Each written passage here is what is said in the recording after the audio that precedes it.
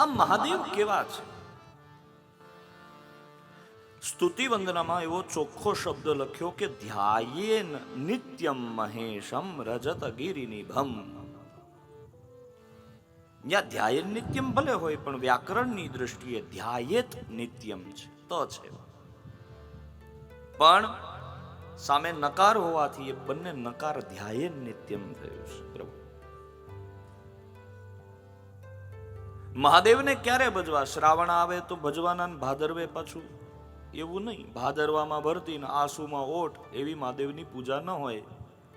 જે માણસે જીવનમાં કંઈક મેળવવું છે, જે મા બાપને એવી ઈચ્છા છે કે મારો છોકરો બહુ આગળ આવે, એને મહાદેવની પૂજા ચોક્કસ કરવી.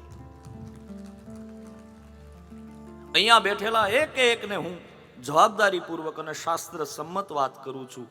ગ્રહ પીડાથી બહુ ડરવું નહીં મારા બાપ. અંધશ્રદ્ધામાં જે શ્રદ્ધા છે, આખું શાસ્ત્ર છે, એ ગણિત છે, બ્રાહ્મણો દ્વારા જે નિર્દિષ્ટ જ્યોતિષ છે, બ્રાહ્મણો પણ સલાહ દે છે કે તમારા ગ્રહ પીડાને શાંત કરવી હોય તો મહાદેવની પૂજા કરો. શું કામ? મહાદેવ દેવતાઓને હાચવે, દાનવોને હાચવે, માનવોને હાચવે, કિન્નરોને હાચવે, યક્ષોને સાચવે, ગંધર્વોને, બધા એની પાસે આવે. જ્યાં જે ફસાય અટવાય પછી મહાદેવ પાસે જાય, મહાદેવ પ્લીઝ હેલ્પ મી. બોલો નારાયણ. મહાદેવ કે હું? તો કે બસ એક નાની એવી લોન જોઈ છે.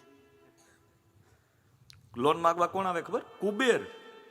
આખી દુનિયાને આરબીઆઈ ને વર્લ્ડ બેંકને જે લોન આપે એ કુબેર ત્યાંથી લોન લે મારા મહાદેવ પાસે. મહાદેવ લોનમાં શું આપે ખબર?